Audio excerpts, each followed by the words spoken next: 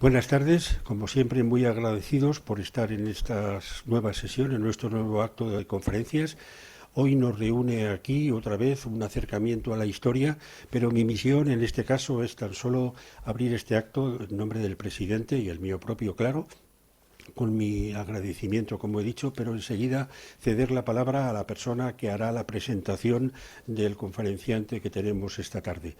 Yo, al ser breve, solo quiero incluir este recordatorio que seguramente ya muchos de ustedes están pensando. La batalla de Bellalar creo que fue muy sangrienta. No vaya a ser que se despierte algún comunero escuchando algún sonido raro tipo metálico y esto le lleve a que lo pague con nosotros. Por tanto, cerciórense de que encienden sus teléfonos cuando hayamos salido.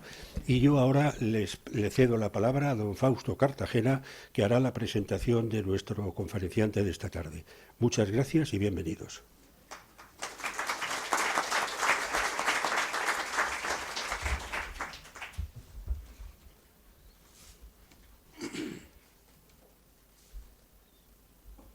Pues muchas gracias. Suena así.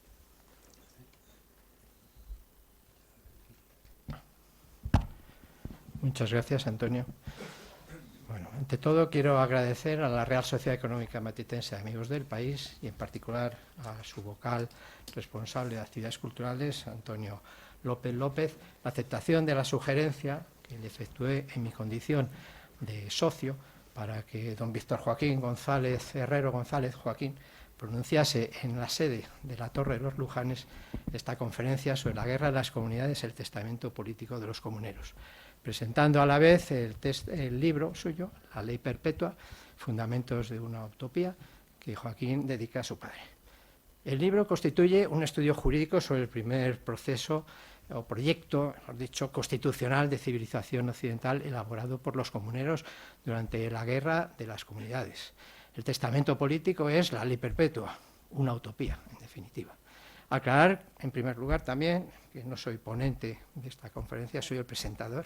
Lo digo porque en los cuadernos de la actividad cultural de esta sociedad y en la página web así se indica, el ponente es Joaquín, yo soy presentador, pero con muchísimo gusto voy a hacer no solo su presentación, sino también de la ponencia y del libro que se presenta en este acto. Es una satisfacción para mí, como compañero profesional, como amigo y apasionado de la historia, el poder presentar este libro, que creo que es una actuación muy destacada de Joaquín en esa labor profesional que viene realizando de una persona que es estudiosa en los temas de historia y, sobre todo, como veremos ahora, es un auténtico profesional que también desarrolla actividades notables de índole académica y de índole investigadora.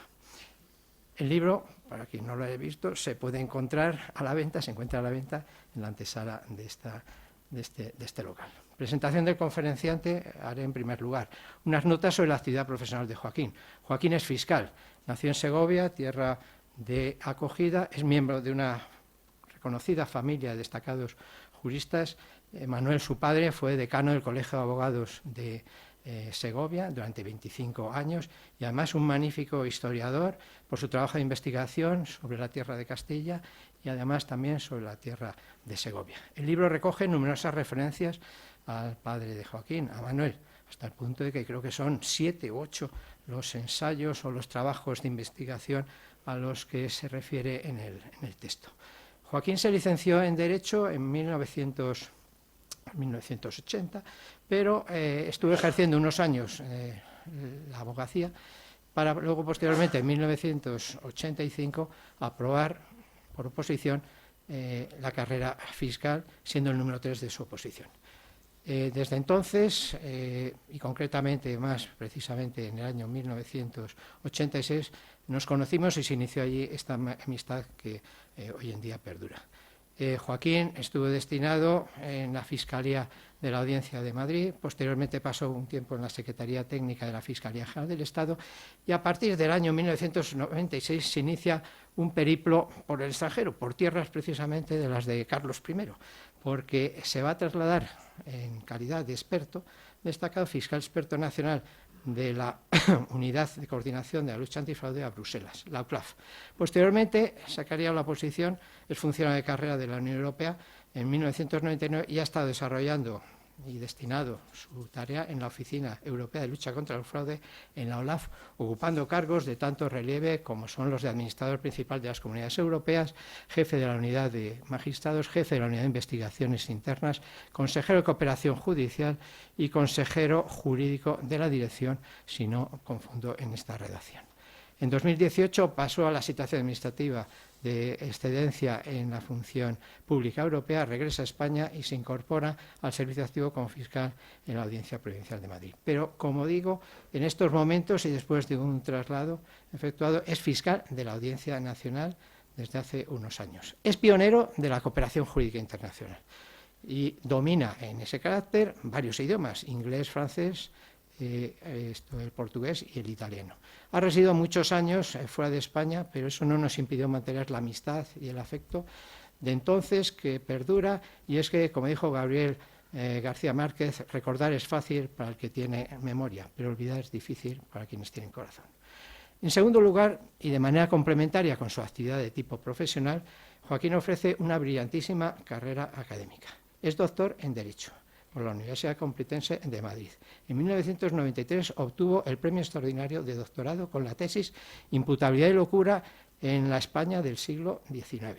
Ha sido profesor de Derecho Penal en diversas universidades, tanto españolas como extranjeras, profesor de cursos de doctorado, de másters en materia de Derecho Penal Europeo y en materia de Derecho Económico. Su gran capacidad de trabajo le permite, además, pronunciar un alto número de conferencias sobre muy diversas materias del mundo del derecho.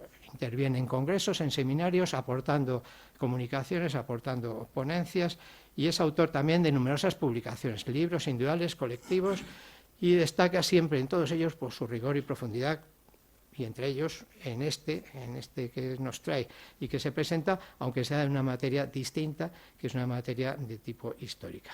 Ese currículum profesional y académico debe de completarse con la intensa también actividad intelectual que desarrolla, de manera complementaria a las funciones fiscales. Es autor de numerosos ensayos y libros sobre temas muy diversos, sobre historia, sobre poesía, psiquiatría, filosofía, economía, entre otras materias.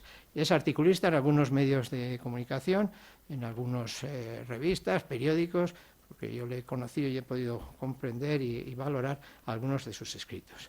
Este auténtico crash infatigable de magnífica memoria, un auténtico Vinicius o Messi del mundo del derecho, desde mi punto de vista, todavía logra obtener un tiempo suficiente para entretenerse en otras actividades o aficiones, algunas vinculadas con la tierra segoviana, que no me resisto en relacionar, aunque sean tan solo 3 de ellas. En primer lugar, es un virtuoso concertista de dulzaina. Esta dulzaina es un instrumento musical de viento, signo de identidad de la tierra segoviana, que se llamaba sirimita o alboque en otros tiempos, nada menos que hay en textos del siglo XIII y en el propio libro de Don Quijote de la Mancha menciones a la misma. Pues bien, Joaquín es un aventajado alumno del maestro Agapito Marazuela. Es director de la banda de dulzaineros de la Diputación Provincial de Segovia y tiene grabados diversos álbumes. Ha traído una dulzaina, me parece, Joaquín, por si es posible deleitarnos con alguna de sus melodías. Desde luego a Carlos III yo creo que le va a agradar, lo tenemos detrás en el cuadro, le va a agradar escucharlo. Pero también tiene otra faceta suya muy apegada a la tierra, como he dicho, que es la de viñador. Es el alma de las bodegas Camiroaga, propiedad de sus hijos, sita en la población segoviana de Martín Muñoz de las Posadas. Y Joaquín poda con destreza las veteranas viñas. Yo le llamo algunas veces por teléfono y me dice, oye, estoy en la tierra, estoy aquí con las tijeras de podar, me llamas otro momentito posterior. Tiene unos excelentes caldos. Pero no queda en ello solo, su actividad, entretenimiento y afición, sino que además también cría caballos en un pequeño terreno familiar, siendo un excelente jinete, como he podido advertir. En quinto lugar, no puedo dejar de reseñar otra actividad, tal vez la más importante, que desarrolla con Belén, su esposa, desde hace poco tiempo, y es que es abuelo. En segundo lugar, voy a hacer una referencia a la presentación del libro y la materia objeto de esta conferencia. Sobre el libro. En relación al libro, el libro que tenemos a la vista, Joaquín refiere que el objeto principal del libro ha sido el tratamiento, y es el tratamiento de la ley perpetua, que no se va a detener en los hechos concretos en los que se desarrolló esta auténtica revolución, alzamiento que supuso la guerra de las comunidades. Pero es imposible. Él trata los hechos concretos, los detalla, no con la profundidad habitual, porque si no sería imposible en un libro de estas características detallar todos los complejos sucesos que acontecieron, intervención de personajes de la guerra de las comunidades. Pero sí que efectúa muchísimas precisiones en la narración. Se aprende historia, desde luego, leyendo el libro, que es denso, que contiene numerosos datos, referencias, muchas de ellas recogidas de su padre. El autor reconstruye el clima político y social que antecedió al levantamiento de los comuneros, que es la primera revolución burguesa moderna en Europa, pero centra el grueso del relato en el análisis jurídico de la ley perpetua, una utopía, sueño o ensoñamiento, palabra recogida o de cuño de la Sala Segunda del Tribunal Supremo recientemente.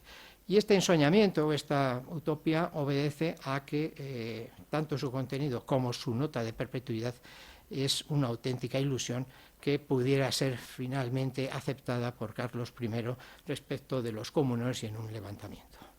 Aborda con rigor los fundamentos jurídicos, políticos y filosóficos con componentes religiosos del proceso revolucionario. Describe la auténtica verdad histórica de la rebelión, que se encuentra condensada en la ley perpetua, porque es que la rebelión de los comuneros tiene dos facetas. Una, la faceta estrictamente militar, la de rebelión, cuando llega un momento en que la pretensión de los comuneros, que es que se acepte el ideario comunero reflejado en la ley perpetua, no es aceptada por Carlos I. Pues bien, rescata acontecimientos que han sido olvidados, intencionadamente o mal expresados, y luego destaca también los personajes, algunos de los personajes que en ellos intervinieron, que no son bien conocidos. Es la segunda edición del libro, con 373 folios, ha sido revisada y ampliada, y recoge textos absolutamente inéditos que han sido obtenidos en un auténtico proceso de arqueología jurídica. Los han buscado él y un historiador, don Eduardo Juárez Valero, en los archivos de Simancas. Incluso el texto original de la ley perpetua ha sido encontrada en la Biblioteca Nacional de Madrid en un documento jurídico. En la Biblioteca Nacional. Pues bien, sobre la guerra de las comunidades voy a indicar una especie de referencia de tipo histórica. Se desarrolla entre 1520 y 1521, casi paralelamente al proceso de la revolución o de la insurrección que se produjo con las Germanías, que tuvieron una naturaleza distinta y que se desarrollaron en la zona del Levante español, en la zona de Valencia y en la zona de Mallorca. El reinado de Carlos I dura desde 1516 hasta 1556, en que se produce la abdicación en su hijo Felipe II. Su hijo Felipe II sube a ejercer el reinado, y en 1558 fallece Carlos I. En 1554 había fallecido la reina Juana la Loca, su madre, que estaba recluida en Tordesillas por su incapacitación y no ejerció ningún poder real, pero estuvo recluida muchísimos años, casi tantos como los de su nieto. El 19 de septiembre de 1517, Carlos I, con 16 años y sin saber hablar castellano excesivamente, se había dirigido, Fernando el Católico le había procurado un profesor de español que se trasladó a Malinas, donde residía y donde se educó, para que le enseñase castellano. Pero pisa Carlos I, el 19 de septiembre de 1517, la tierra española en Tazones, en la provincia de Asturias o región de Asturias. El cardenal Cisneros, que era regente, se traslada a su búsqueda, a localizarla, a encontrarse con él, pero fallece en el camino, fallece en Roa el 8 de noviembre de 1517. Los primeros años del reinado de Carlos I son difíciles, son muy difíciles, se produce un enorme descontento en la sociedad castellana porque Carlos I, que no ha pisado nunca la tierra nacional, que no sabe hablar el español, ha estado siempre rodeado en su educación en Flandes, por gentes borgoñesas, por gente que no le ha adiestrado, no le ha hecho saber realmente la idiosincrasia castellana. No conoce Castilla, no conoce sus características, y aquí en España nos encontramos con un proceso tremendo que era el de la aventura americana. En 1522 se produce la conquista de México y en 1523 tiene lugar la primera circunnavegación de la tierra a cargo de Juan Sebastián Elcano. Entonces viene con una serie de personajes, asesores, que no entienden Castilla, consideran que esto es una colonia, establecen impuestos, nombran gentes extranjeras para altos cargos, tanto religiosos como civiles de alto rango. Hay una extraordinaria impuestos que se cargan a la sociedad de ese momento, hay saca de oro y plata, y no se comprende bien que la defensa de Castilla está inclinada hacia esos territorios americanos, porque lo que pretende Carlos I es hacer valer sus intereses en el centro y en el norte de Europa, también con cierta lógica. El 7 de noviembre de 1519, y con este descontento que ya existe, el Concejo de Toledo dirige una carta a numerosas ciudades en un tono absolutamente insurreccional, considerando necesaria la convocatoria de Cortes para que el rey permanezca en España, primer requisito, sea prohibida la saca de dinero y se ponga fin a los nombramientos en favor de extranjeros. Carlos había sido elegido emperador del Sacro Imperio Romano a finales de 1519. Se celebrarían en Santiago y Coruña unas cortes en el mes de marzo y abril de 1520 que nada consiguieron, sino todo lo contrario, y acabaron cediendo a las pretensiones de Carlos I con diversas añadiduras que no hay momento de comunicar o de trasladar en este acto, por razones de tiempo. Entonces es el 20 de mayo de 1520, con posterioridad a estas cortes, desde Coruña se traslada Carlos I a sus dominios en el centro de Europa y deja regente en Castilla a Adriano de Utrecht, cardenal que había sido maestro suyo, pero que no gozaba del rédito y de la consideración propia de los castellanos, era otro extranjero más. Pero la gota que viene a colmar el vaso viene a ser cuando se designa en 1520 como arzobispo de Toledo, sucesor de Cisneros, que tanto prestigio tenía en Castilla, a un sobrino de Guillermo de Croix, señor de Cheves, que era el asesor jurídico, o el asesor, mejor dicho, de confianza total, el consejero de confianza total principal de Carlos I. Sobre este alzamiento que se produce de los comuneros de Castilla se han postulado diversas teorías o criterios sobre si fue una insurrección, si es una revuelta, si es una rebelión. Lo único clarísimo es que hay una rebelión de tipo militar, que va acompañada también con un ideario que se quiere implantar, que se quiere obtener, que se quiere que el rey Carlos I lo acepte, y que es el que se le presenta en la ciudad de Worms, a la que luego haremos alusión. Se sublevaron ciudades de toda Castilla, muy diversas, 20 o 30 ciudades, sin un plan militar que no existió propiamente dicho.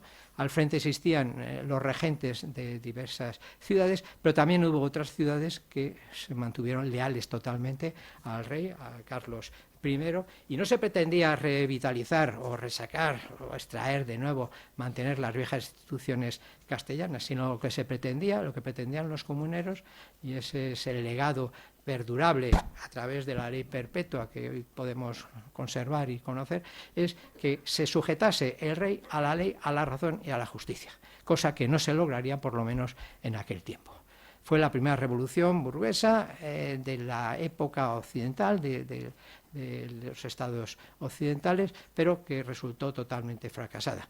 Hubo una utopía, fueron un tanto ingenuos los comuneros en el sentido de que Carlos I aceptaría estos requisitos, el contenido de los capítulos que en esa ley perpetua se recogen, y también en la nota de perpetuidad, la ley perpetua, la nota de permanencia de que se caracterizaba la misma.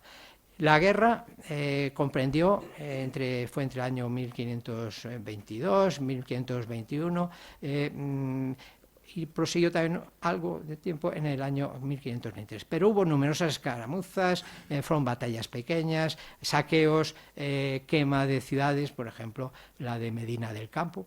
Son muy diversas las actuaciones que se reflejan, y los castillos volvieron a recuperar el tono y el interés que habían tenido en otras épocas, en la época de los moros, porque volvieron a servir o a realizar la misión histórica de defensa que habían tenido entonces. Se produjeron esas batallas esencialmente en territorios de Toledo, Segovia, Zamora y Valladolid.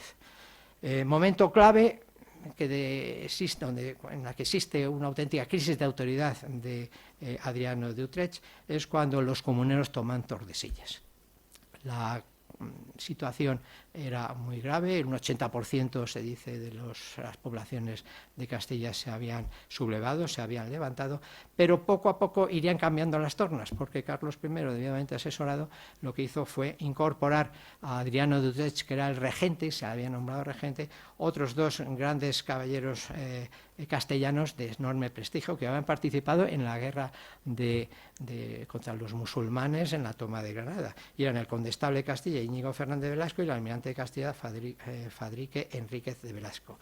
Carlos I suspendió también el cobro de impuestos aprobados en las Cortes de Coruña, eso fue importantísimo, y luego además resultó clave el hecho de que se tomase la ciudad de Tordesillas, que la habían perdido los reales, las fuerzas imperiales ante los comuneros anteriormente, y dentro estaba Juana la Loca, que seguía siendo reina. La batalla de Tordesillas de 5 de diciembre de 1520 fue esencial, y al mismo tiempo también llegó el hecho de que faltaba moneda, faltaba dinero con lo que pagar a las tropas, pero también de uno y de otro bando, de ambos bandos. El error de Padilla más notable fue un error de tipo bélico, trasladando parte de las tropas hacia la zona de Villalar. El día 23 de abril de 1521, que es un hito histórico, pues cuando se produce esta batalla y donde sorprenden a las fuerzas comuneras, sorprende una enorme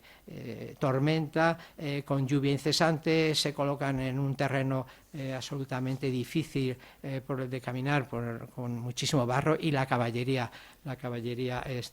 de las fuerzas reales pues consiguen acabar con cerca de 600 hombres, casi se pone de manifiesto en los textos que yo he podido leer. Lo cierto es que tres capitanes comuneros de gran relevancia, que a todos nos suenan y nos conocemos, pues son apresados: Padilla, Maldonado y Juan Bravo. El día 24 de abril son ajusticiados. Yo voy a hacer un pequeño inciso. La primera noticia que tengo de Juan Bravo, Padilla y Maldonado es de chico. Cuando iba al Instituto Ramiro de Maeztu a estudiar el bachillerato, resulta que venía con un amigo que le veo presente en esta sala, Julito. Volvíamos a nuestra casa y bajamos por la calle Serrano y nos cruzamos con las calles perpendiculares de Padilla y de Maldonado. Y entonces pues ya me surgió el interés en saber quiénes eran ellos. Entre ellas estaba otra calle, que es una calle que es la de Jorge Juan. Jorge Juan no era comunero, era un magnífico marino e ingeniero, y la calle que faltaba estaba situada en la zona del Retiro. Bueno, pues como digo, tras Villalar, donde mueren tantos comuneros, existen unos focos de resistencia, quedan unos focos de resistencia concretamente y esencialmente en Toledo. En Toledo se resiste, allí está la mujer de Padilla, que había sido ajusticiado, y hay unos levantamientos.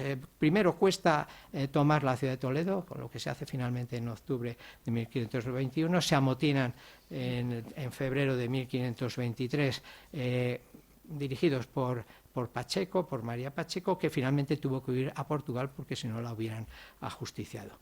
Esa es la esencia de la Guerra de las Comunidades. Hubo multitud de acontecimientos, sucesos, quema de aldeas, de poblaciones, hechos sangrientos numerosísimos, quema, por ejemplo, la ciudad de Medina del Campo en agosto de 1520, en fin, hay una cantidad de acontecimientos realmente difíciles de entrar con detalle y que no entra así el libro de Joaquín. Lo cierto es que el 16 de julio de 1522 Carlos I regresa a España por Santander. Se ha evitado toda la contienda, porque es que se marcha con las Cortes, después de celebrarse las Cortes de Coruña, y vuelve cuando ya está todo relativamente parcialmente calmado. El 1 de noviembre de 1522 otorga carta de perdón general a todos los comuneros, pero no deja salvo a los 29 más notables. Estaban estaba previsto que se les ajusticiara y como reos de traición se les cortara la cabeza, que era la pena que entonces estaba fijado. Las ciudades rebeldes tuvieron que afrontar durante más de 20 años la necesidad de reparar los daños que se habían ocasionado. Y la mala gestión de las finanzas públicas, que ya habían sido denunciadas por los comuneros, finalmente se produciría con la quiebra de las arcas de la corona en 1557. La Constitución de Cádiz recuperaría el significado de la guerra de las comunidades de Castilla, y durante el trienio liberal 1820 a 1823 se conmemoró el tercer centenario de la derrota comunera. Hoy en día la Junta de Castilla desde 1986 considera el 23 de abril como Día de la Comunidad. Sobre la ley perpetua voy a hacer una brevísima referencia ya para entrar, que no quiero pasarme al protagonismo que debe tener Joaquín. En primer lugar, en relación con la denominación. Esta denominación de ley perpetua, donde se encuentra pues con esta denominación estricta, pues tampoco no encuentro localización exacta o precisa. Sí que se habla de ley perpetua, de perpetuidad en las exigencias de los comuneros al rey Carlos I. De ahí que se haya caracterizado, se la conozca con esta denominación. Se la conoce también con la denominación de Constitución de Ávila o de capítulos del reino. ¿Y ello por qué? Porque los comuneros que cristalizaron en esta ley su ideario total establecieron un proceso de elaboración de esas reglas que querían imponer al rey. Y esas reglas se imponen en diversos lugares, y entre ellos está la ciudad de Ávila y la ciudad de Tordesillas. En ese proceso, inicialmente, tengo que indicar que los comuneros son convocados, mejor dicho, la Santa Junta, que son representantes de diversas ciudades, hasta 20 ciudades de Castilla, son convocados por el Ayuntamiento de Toledo, por la ciudad de Toledo, para tener una reunión que se celebraría en la Catedral de Ávila el día 1 de agosto, en primera sesión, para establecer esas pautas, ese ideario. Fueron convocados el 17 de junio de 1520 y se erigió esta Santa Junta en autoridad suprema, a modo de asamblea, a modo de Cortes. Tras lo discutido en Ávila y con algunas apreciaciones que se hicieron, unas indicaciones recogidas en cartas dirigidas por diversos ayuntamientos o por diversas ciudades, se reúnen esa junta de procuradores se reúne en la población de Martín Muñoz de las Posadas, donde se encuentra la bodega de Joaquín, precisamente.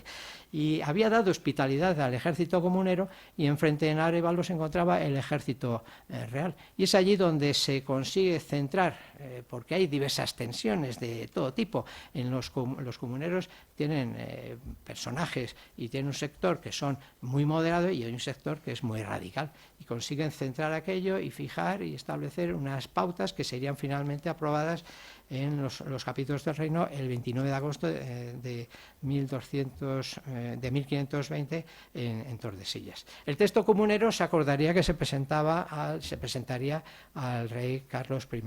Y estaba ausente de España, se encontraba en Gors, en Alemania, y Carlos I, cuando le llega esta noticia, cuando observa, cuando lee el texto, pues lo que hace es entrar en cólera y la reacción es totalmente negativa. Manda encarcelar a la persona que ha trasladado el texto y además manda proceder contra todos los comuneros que encuentre y que le designen hasta un número de 268 que enumera en un texto, en una pragmática o edicto de 1 de diciembre de 1520, ordenando a las autoridades reales que procedan contra ellos y que les enjuicien como autores de traición con las penas de muerte a que he hecho alusión anteriormente, sin un procedimiento con garantías y proceder inmediatamente a la ejecución de los mismos. Esta ley perpetua serviría de referencia, ha permanecido mucho tiempo olvidado, pero serviría posteriormente de referencia al proceso de elaboración de textos como la Constitución Americana de 1787. Sobre el adjetivo perpetua que se utilizó, pues es, como conocemos todos, perpetuo es lo que permanece para siempre. Y lo incorporaron los comuneros a modo de énfasis para que aquello no se cambiase, para que aquello fuese permanente y que los capítulos, el contenido de los capítulos y la duración de los mismos prosiguiese, porque lo que se pretendía era darle un ámbito y una nota o carácter de seguridad jurídica. No existía ninguna seguridad jurídica en aquellos tiempos y se pretendía que Carlos I lo aceptase, lo cual para él constituyó una inaceptable exigencia de vinculación. Una cierta ingenuidad, como he dicho y como apunta Joaquín, fue la propuesta de los comuneros con la pretensión que se perseguía. Hoy en día, pues el tema de la perpetuidad, no hay nada perpetuo, La perpetuidad estaba ligada, por ejemplo, al hecho de los títulos nobiliarios, a la intención de perpetuar el recuerdo de la gloria de aquellos que realizaron servicios estables a la nación. El Código Civil de 1889 ya manifiesta en una disposición adicional que el texto legal se corregiría, se revisaría cada 10 años. El artículo 785 de esa disposición establece que la obligación o que no surtían efecto las disposiciones testamentarias que contengan prohibición perpetua de enajenar. Las informaciones para perpetua memoria que se recogían en la Ley de Enjuiciamiento Civil han quedado superadas, han sido derogadas por la Ley de Jurisdicción Voluntaria de 2015. La cadena perpetua en el Código Penal Español es una prisión permanente revisable. La nota de perpetuidad ha quedado relegada a ser, en cierta manera, una cláusula de estilo que, por ejemplo, se recoge en la placa de mármol blanco que está situada al fondo de esta sala, donde se hace saber que es para perpetua memoria del presidente de la República, don Niceto Alcalá Zamora, que estuvo presente presidiendo la sesión inaugural de la 10ª Asamblea de Sociedades. Y también consta con esa nota de presidente perpetuo de la República Española la placa que consta a don Ramón María del Valle Inclán en la calle donde está situada el Ateneo de Madrid. Como conclusión, indicar que la utopía que consistió la ley perpetua pues no se pudo llevar a efecto, que era un deseo extraordinario, que no se logró, que era el ideario de los comuneros, que hubo las dos facetas, la faceta bélica y la faceta intelectual, y como lema de esta Real Sociedad de Socorro Enseñando, que pudiera complementarse también con la advertencia de Ortega y Gasset cuando dice siempre que enseñes, enseña también a dudar de lo que enseñes. Es momento de finalizar por parte mía esta presentación, que me he extendido un poco, y de aprender con la disertación de Joaquín González. Muchas gracias a todos.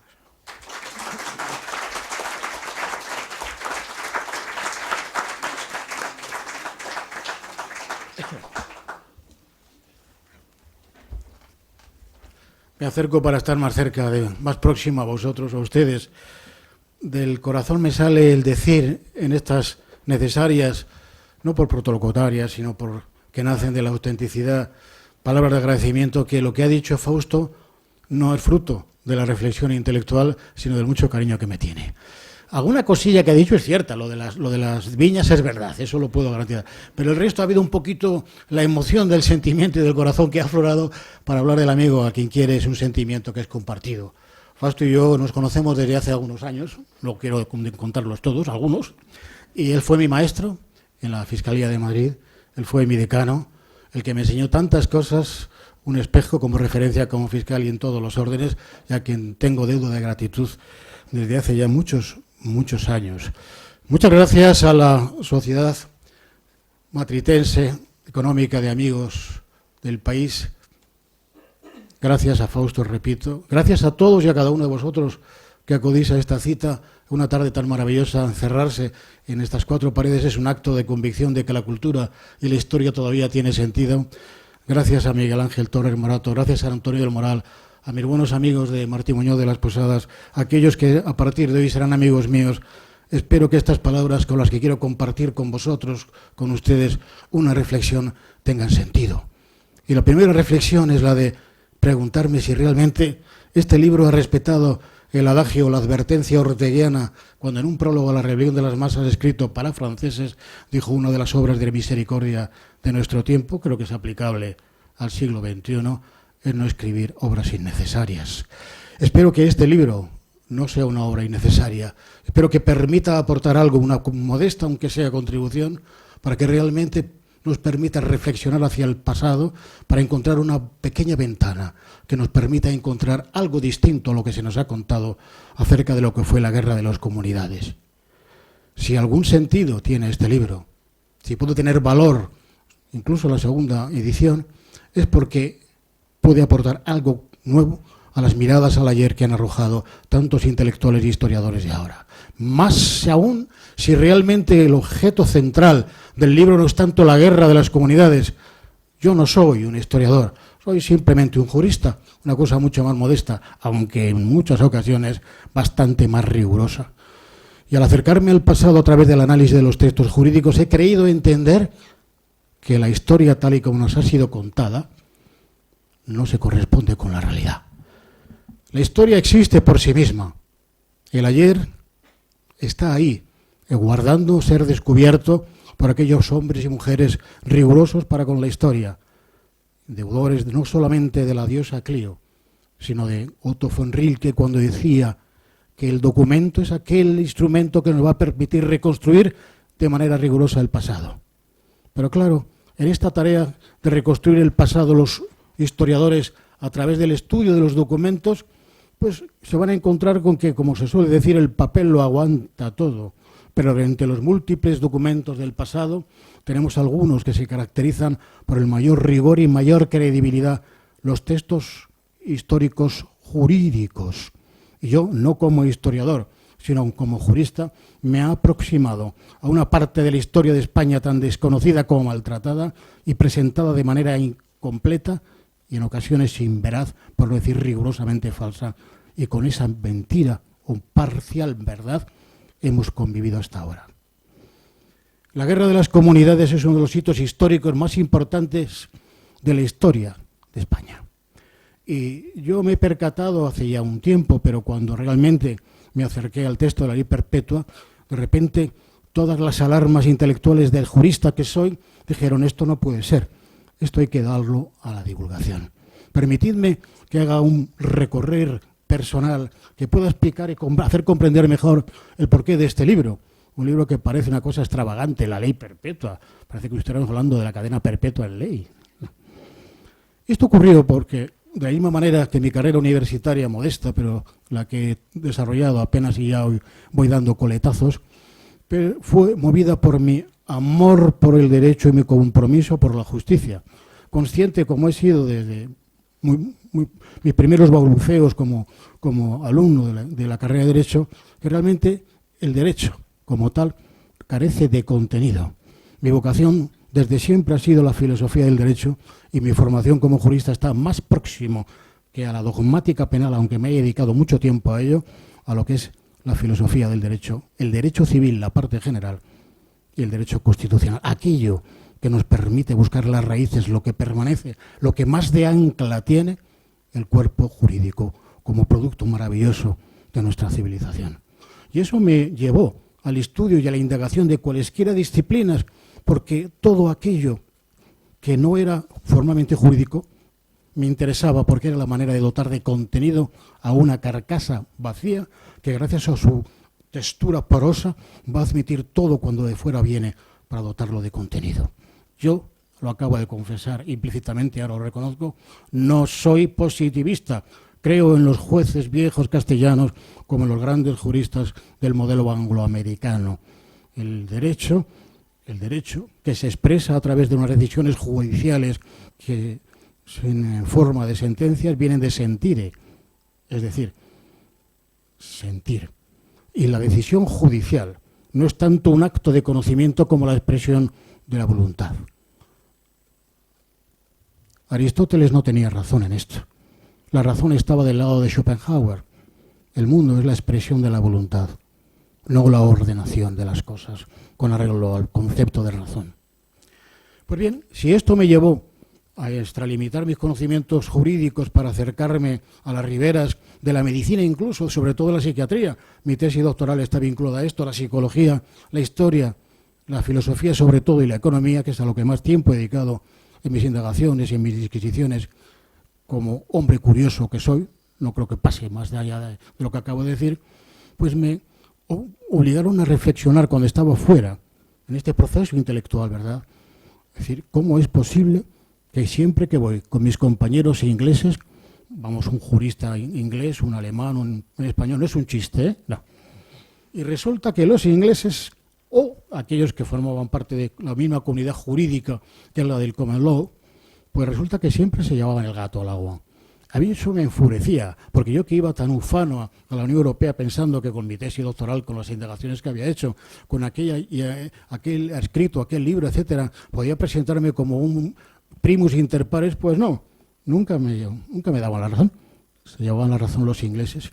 Y esto me obligó a reflexionar, digo, ¿cómo es posible que con tan poca armazón técnico-jurídica, la que tienen los británicos, que descreen de la razón, de la lógica jurídica silogística para ampararse conforme al modelo empírico, sobre todo escocés, en la fuerza de los hechos, lo que explica el que el silogismo se rechaza para utilizar la inducción a través del precedente?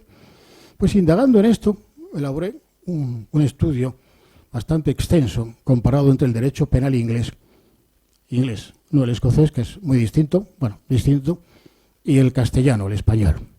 Y esto dio lugar a un libro que está pendiente, lo escribí desde la primera a la última palabra en inglés, porque resulta que era lo que más abordé, claro, fue el estudio de los textos ingleses, sobre todo de derecho penal, sobre todo en el siglo XVI y XVII, aunque la importancia del derecho penal inglés se concreta con Enrique IV en el siglo XII, después de la batalla de Hastings, que como sabéis que determinó una nueva cultura en lo que hoy es el Reino Unido a través de la invasión de los normandos.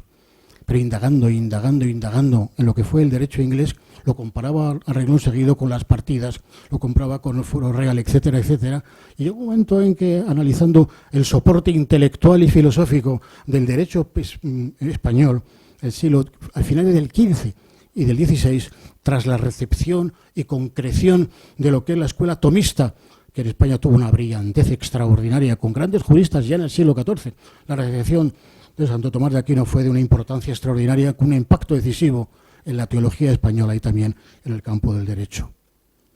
¿Con qué me encuentro? Me encuentro con los grandes filósofos y teólogos españoles, con Fernando de Roa a finales del siglo XV, me encuentro con Francisco Vitoria, con el segoviano Domingo de Soto, etcétera, etcétera, Melchor Mercado. Y encuentro un tesoro de una importancia intelectual tan grande que me sobrecoge. Y resulta que estudiando a comentaristas de aquellos grandes, un jesuita en concreto del Castillo, analizando la obra de Ginés de Sepúlveda y la disputa con Bartolomé de las Casas y Domingo de Soto en relación con los indios, fijaos, resulta que descubro una frasecita en un lugar que pone la ley perpetua. Y entonces yo digo, ¿pero qué es esto? La ley perpetua. Y cuando sigo renglón a renglón el análisis, un artículo de filosofía extraordinario, de repente se me abre una ventana enorme. Y indagué, y no paré hasta conseguir la ley perpetua. Esta es la génesis personal que comparto con vosotros, porque resulta que en aquel momento yo no tenía ni idea de lo que es ley perpetua. Aquí hay ilustres magistrados, juristas. No creo que sea necesario preguntarles si habían oído alguna vez hablar de la ley perpetua. No fue mi caso. De haber sido así, enhorabuena. Pero resulta que esto no fue una casualidad el que yo descubriera personalmente la ley perpetua, en la que luego profundicé de alguna manera en los términos que voy a relatar, que cuando analizo textos de derecho constitucional, pues resulta que solo me acerco a dos autores de derecho político y posteriormente derecho constitucional que hagan referencia a la ley perpetua. Ramón Peralta, un profesor brillante, titular de la Complutense, que tiene un estudio muy interesante sobre la ley perpetua, publicado en torno a 2009, 2010, y mucho antes, yo tengo la segunda edición, pero en fin, la gran obra de Tratado de Derecho Político de Nicolás Pérez Serrano. Nicolás Pérez Serrano fue el primer constitucionalista español que en un pie de página en su magna obra cita la ley perpetua, a la que llama la Constitución de Ávila, para decir que había sido ya utilizado por los constituyentes americanos en la Convención de Filadelfia, que condujo a la creación del gran Estado americano y, en definitiva, a la Constitución americana.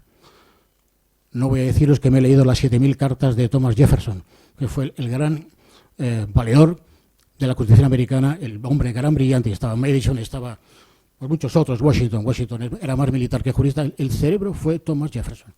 Pero he leído muchas cartas de Thomas Jefferson, porque está escrito además en un inglés tan elegante, eran mucho más ingleses que americanos, son los americanos de ahora, ¿verdad?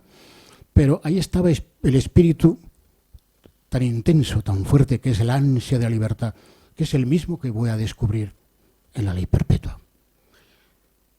Y indagando en este proceso, resulta que un capitán inglés, Blackstone, publica traducido del castellano al inglés la obra española de Fray Prudencio de Carvajal, que publicó en el año 1540, fue el obispo de Pamplona, un libro que se tituló La vida de Carlos V, cuyos títulos 25 a 27, si no recuerdo mal, uno de sus títulos, describen con precisión lo que fue la Guerra de las Comunidades e incorporan exactamente el texto de la ley perpetua. Por tanto, hemos podido acreditar que realmente la ley perpetua y lo que significó la revolución comunera no fue una revuelta, no fue una asonada, fue una auténtica revolución, porque propugnó la ruptura de un modelo político, propugnando, insisto, la instauración de un nuevo orden político. Esa obra traducida de Fray Prudencio, no de Carvajal, no, perdón, de Sandoval, obispo de Pamplona, fue traducida al inglés, y del inglés, y la traducción es Las guerras civiles en España en los tiempos del reinado de Carlos I. Pues resulta que de España va a Londres y de Londres pasa a Washington, donde realmente se va a elaborar, y en Filadelfia, la convención que dará lugar a la Constitución Americana.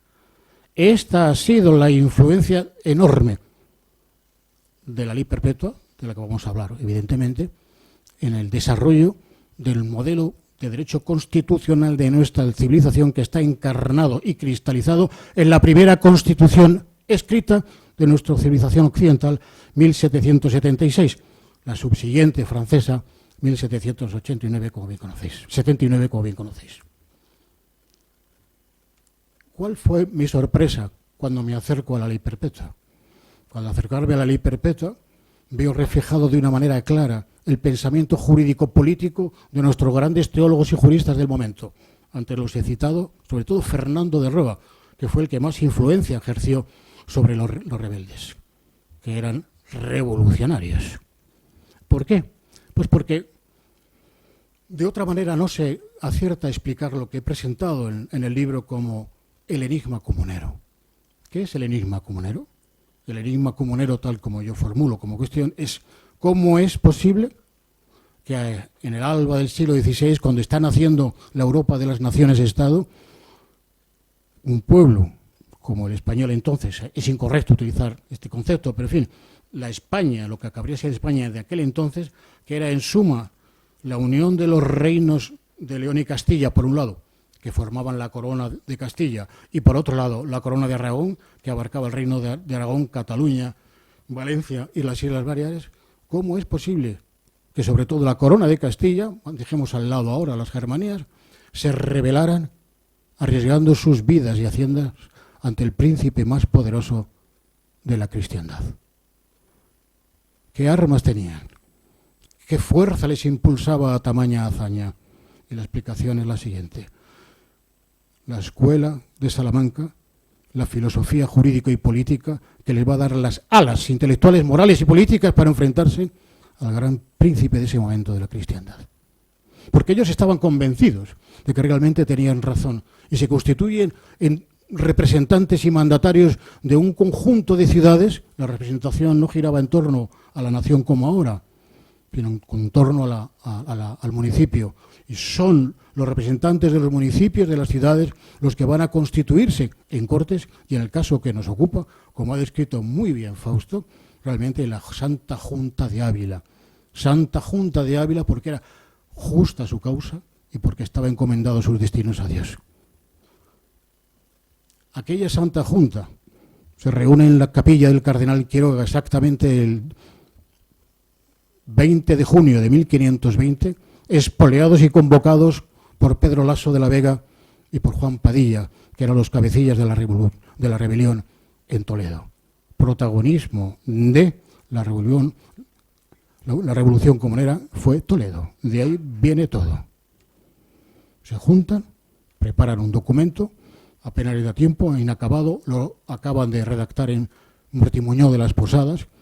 Frente a 25 kilómetros estaban acampadas las tropas imperiales en la villa hermana de Arévalo, y ese documento que se elabora, el documento intermedio, que sí que lo descubrimos nosotros en Simancas y que se incorpora a la primera edición y también está incorporado aquí, de lo que ordenaban pedir los de la Junta. Así reza el título exacto del documento de Martín Muñoz de las Posadas. Texto intermedio,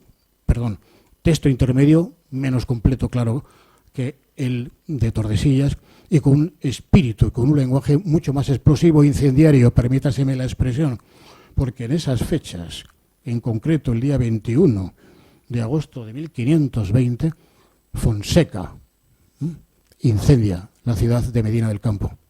Y se la incendia porque, hermanados con la ciudad de Segovia, se niega a entregar a las tropas imperiales los cañones para que destruyan la ciudad de Segovia, porque el alcalde Ronquillo, alcalde de corte, al mando de 3.000 jinetes, lo había intentado, pero se encontró con la oposición de Segovia. Ahí nace la guerra realmente en Segovia. La oposición de los segovianos, que fue tenaz y muy valiente, tan tenaz y valiente como dura la represión que tuvo que soportar, no solamente en términos de vidas humanas. Juan Bravo, el 20 de agosto de 1522, la cabeza del noble segoviano Juan de Solier cae decapitada en la plaza mayor de Medina del Campo. La ruina de la ciudad, la pérdida de la condición de caballeros de tantos que habían participado en la guerra, y os es dado conocerlo esto, porque tantos escudos están picados como nobles segovianos participaron en la guerra y pagaron su valentía con esto. Y eso de picarles los escudos no era afearles lo que es la fachada del edificio, no.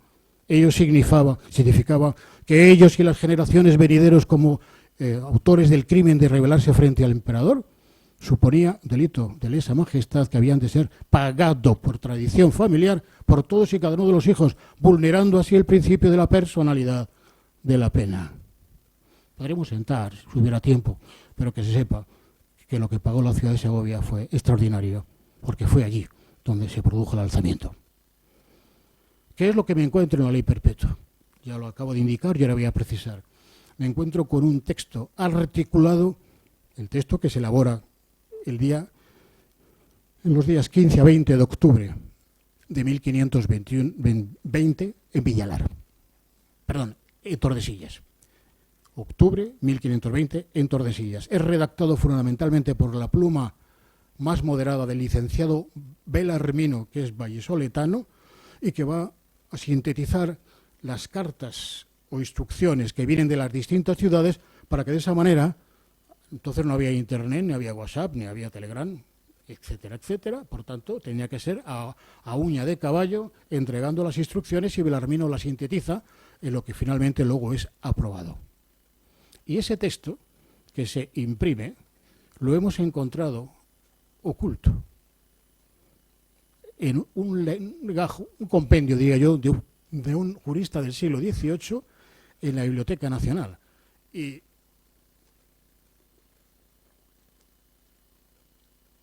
aquí lo tenéis, en las páginas del libro 289 y siguientes, y no se trata, amigos, de 2 o 3 páginas o 5 o 6, como pudiera ser lo que otorgó la Carta Magna, o Great Charter, o Magna Carta, Juan I, a los nobles, determinadas y modestas y limitadas concesiones.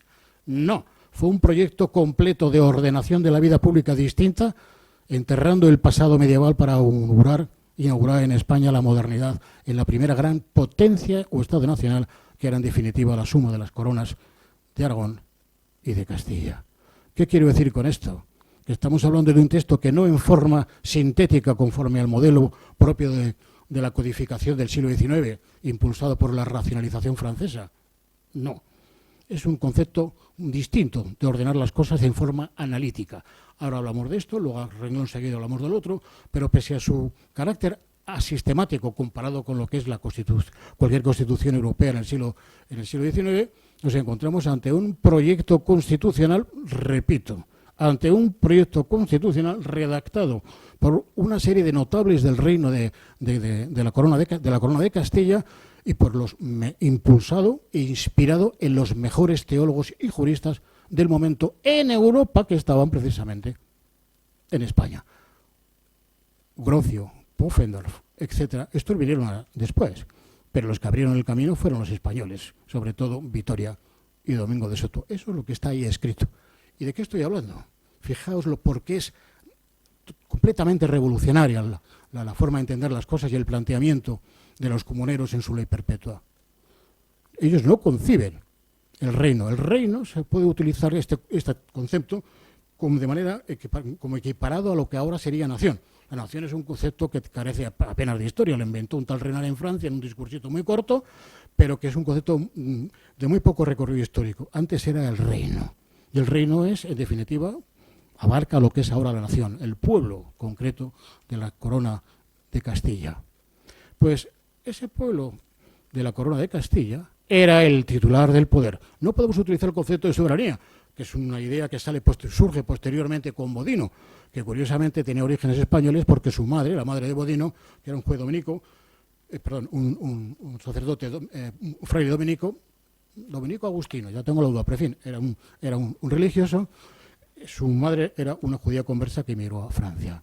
Bodino desarrolló la teoría del poder sin límites porque decía, y lo pensaba a pies juntillas, que a una república lo importante no es la justicia, sino la seguridad. Y este es el concepto que se va a desarrollar en toda la teoría posterior de derecho francés, no, evidentemente a lo largo del siglo XVII, de lo que es el absolutismo avant la lettre, en el siglo XVII francés, pero también en el siglo XVIII y XIX y en el siglo XX, con las excepciones de los revolucionarios franceses en la Revolución Francesa, pero lo que finalmente se permanece es el absolutismo, que está cristalizado en la obra más importante de derecho constitucional, que es el Tratado de Derecho sobre el Estado de Raymond Carré de Malver. Es una de las grandes obras del pensamiento jurídico constitucional en Europa. Y es lo mismo, absolutismo. Es más, tanto es así la teoría del absolutismo en aquella concepción, que llega a decirse que los poderes no existen. Hay un solo poder que se manifiesta en distintas funciones constitucionales. Y es lo mismo que piensan ahora los franceses. Fijaos, ¿desde qué momento hasta actual? Porque en España hay una institución, bueno, no sé si la hay. Bueno, la Constitución dice que hay, que se llama Consejo General del Poder Judicial. Pues bien, el Consejo General del Poder Judicial habla así, Poder Judicial. Sin embargo, en Francia hay una institución distinta que se llama Conseil Supérieur de la Magistrature, Consejo Superior de la Magistratura. Hay una diferencia, porque ellos no conciben que haya un poder distinto al que encarna el presidente de la República. Pues bien, si nos retrotraemos ahora al momento anterior, resulta que aquellos visionarios utópicos al alba del siglo XVI dijeron, no, el poder no es del rey, el poder reside en la nación, en el reino, y lo delega mediante un pacto contractualista. Hablamos del contractualismo al principio del siglo XVI. ¿Quién había osado cristalizar en un documento algo parecido? A partir del principio de que el rey es el primer servidor de la República, el primer funcionario, sí, pero no el dueño de la República. Resulta que Carlos de Habsburgo pues tenía una mentalidad muy distinta. Consideraba que España era como el patio de su casa, una concepción dominical y patrimonial del poder propio de la Edad Media. Carlos I fue el último príncipe borgoñón medieval y como tal actuó exactamente todos los días de su vida. Si leéis las cartas que dirigía a su hermana María o Margarita, lo tenéis claramente. Estos son nuestros dominios, son nuestras propiedades. No le podía entender la cabeza, con su mentalidad dominical y patrimonial de lo que son sus territorios y sus dominios, que unos chalaos en España vinieran a decirle, oiga, que esto es mío y que vamos a llegar a un acuerdo para que lo administre con todas las consecuencias y vamos a respetar. Nosotros no queremos república como la que llevó a Inglaterra Cromwell, pero queremos que la administre con arreglo a la ley, porque el poder, majestad, que usted representa es el de la nación española, el del Reino de España, y tiene que estar sometido a la razón y a la ley. Parece muy original, ¿verdad? Es revolucionario. Pero es lo que había propugnado Santo Tomás de Aquino, lo que habían recogido todos nuestros grandes teólogos escolásticos españoles y que da lugar incluso en las últimas manifestaciones a la teoría, que quizá no se conozca mucho, del tiranicidio. La formula un jesuita muy brillante que se llamó Mariana, y el gran jurista español, yo creo que de todos los tiempos, que es Francisco Suárez. Desarrolla la teoría del tiranicidio como culminación, el cénit de lo que es el sometimiento del rey al poder, al extremo de que si incumple gravemente sus obligaciones, emerge el derecho de legítima defensa por parte del pueblo, al extremo de que está legitimado para causar la muerte al propio rey. La teoría del tiranicidio se ha desarrollado en España en la escuela tanto ibérica, yo diría, porque ha habido grandes juristas también en Portugal. Bueno, hubo un tiempo, a partir de Felipe II, en que era prácticamente la misma cosa, y las vinculaciones entre las universidades portuguesas y españoles fue constante a lo largo del siglo XV, finales, y el XVI. ¿No es bastante para pensar que esto es revolucionario?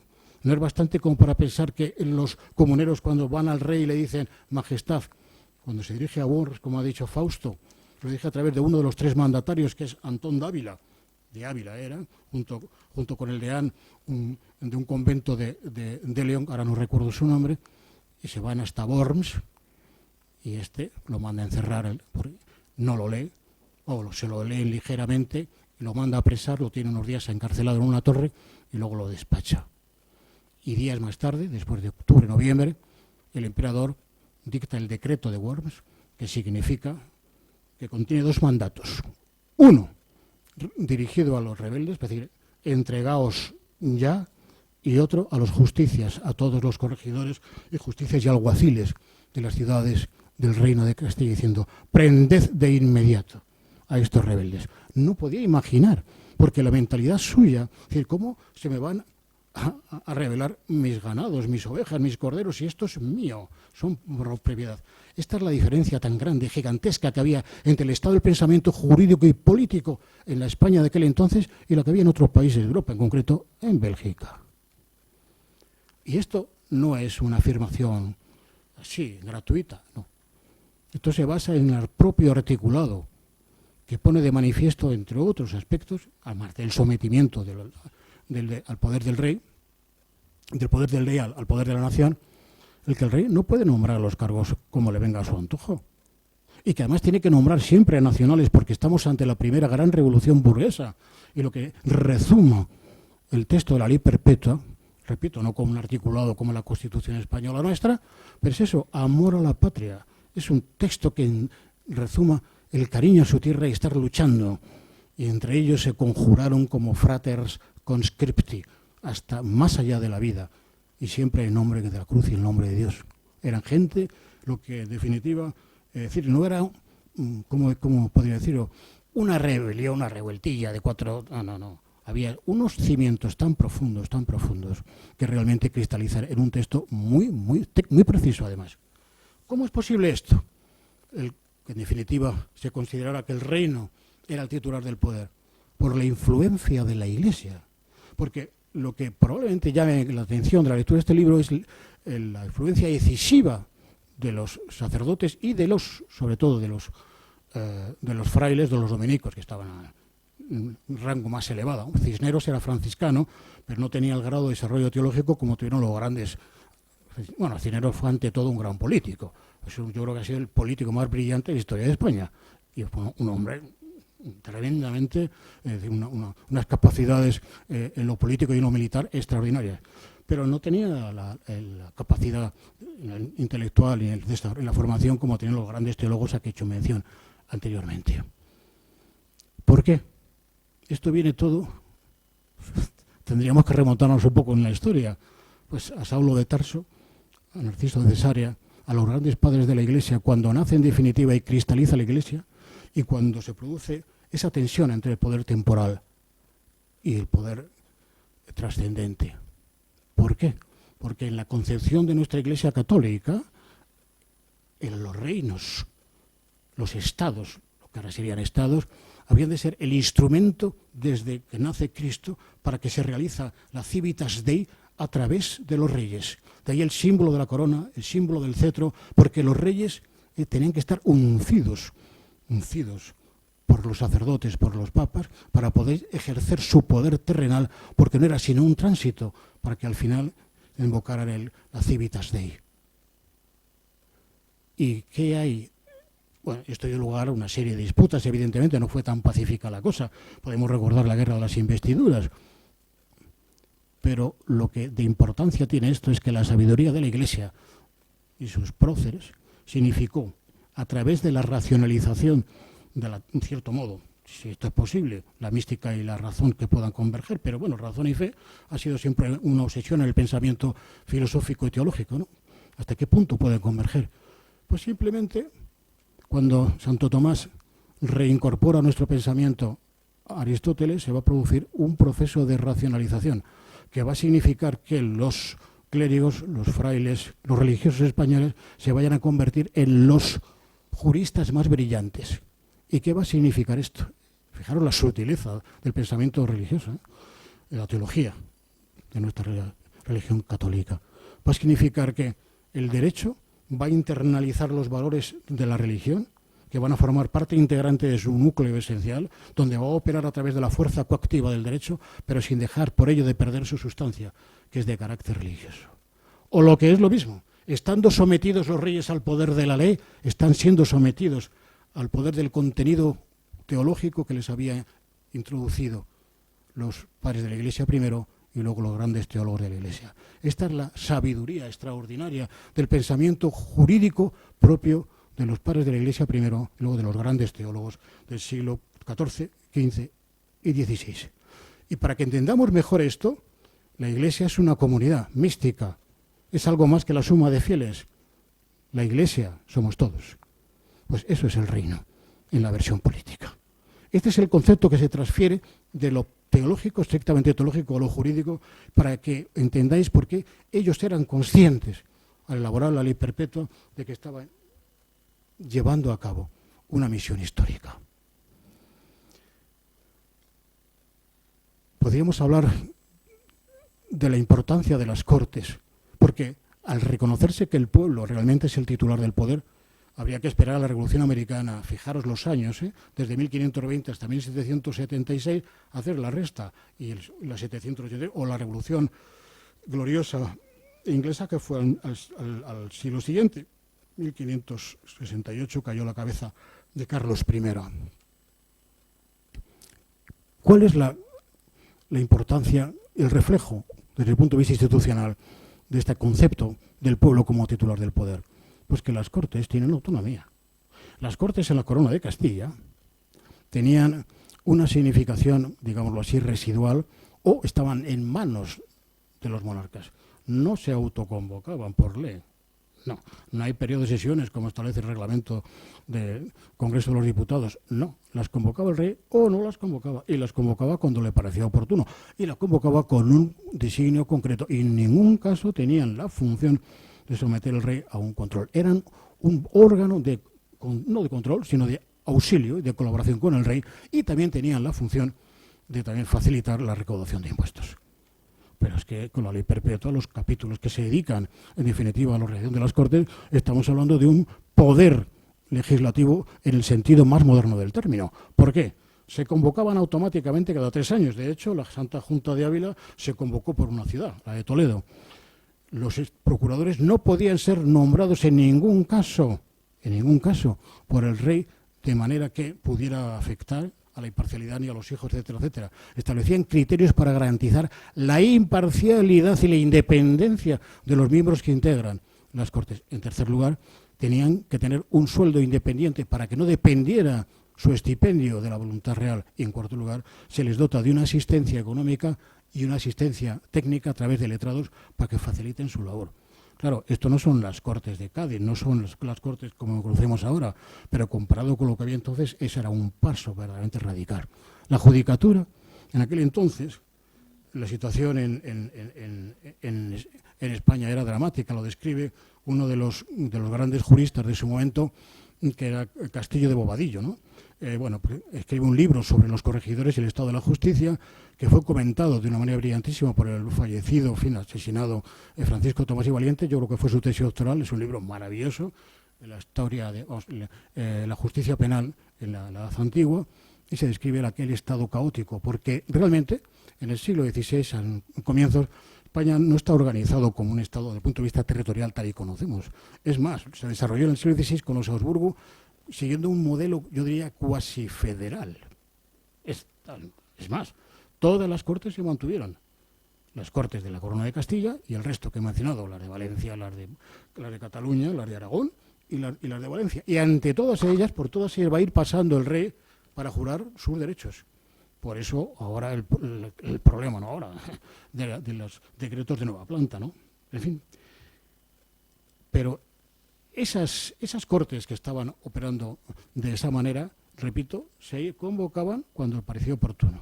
Las últimas que se habían convocado eran las de Santiago y La Coruña, que fueron las que determinaron el lanzamiento en Segovia, porque compraron las voluntades de los representantes de las ciudades y entre ellos se burlaron a los dos de Segovia, Juan Velázquez y Rodrigo de Tordesillas, que el segundo fue ajusticiado de una manera terrible y que fue lo que determinó que Francisco de Rojas, que era entonces arzobispo de Toledo y presidente del Consejo de Castilla, que era como el gobierno, pues ordenara que el alcalde Ronquillo fuera para reprimir la revuelta en Segovia. Bien, esas fueron las últimas cortes que se convocaron con arreglo a lo que existía en ese momento. Las penúltimas habían sido las de Cortes de Toro, de 1505, que fueron terminadas por la muerte de Isabel la Católica, para que las Cortes juraran a Juana como su legítima reina, no a Carlos. Carlos era el gobernante, o debía ser el gobernante, una vez que falleciera Fernando.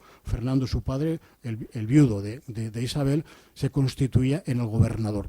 Y una vez que fallece Fernando, 1516, tenía que haber sido Carlos I gobernador, pero nunca rey, porque estamos ante uno de los golpes de Estado de la historia de España. Otro más, aunque de esto tampoco se haya hablado. No son palabras mías, historiadores tampoco sospechosos de ser anti-Carlos I, así lo han dicho en obras muy celebradas sobre lo que fue la Guerra de las Comunidades. Pero no solamente estamos hablando de las Cortes, sino de la justicia también.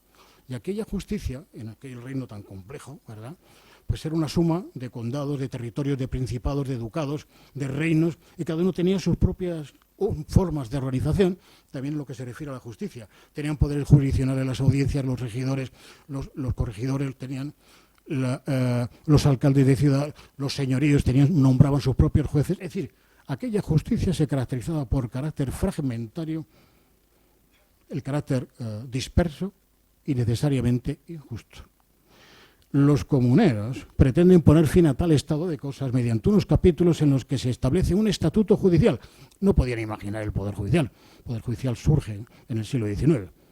Pero sí imaginaron un estatuto, y así lo configuran en sus capítulos, de lo que tiene que ser un juez imparcial, dotado de recursos independientes, sometido a la posible recusación, que no puede ejercer ninguna actividad en el lugar donde estuviera ejerciendo como magistrado, que tiene que ser nombramientos temporales, que tiene que ser acreditado sus méritos de una manera clara e incontestable, que sus sentencias, para evitar los errores de estos, sean siempre apelables. Fijaos qué cosas decían los comuneros en 1520, en el mes de octubre, en la ley perpetua.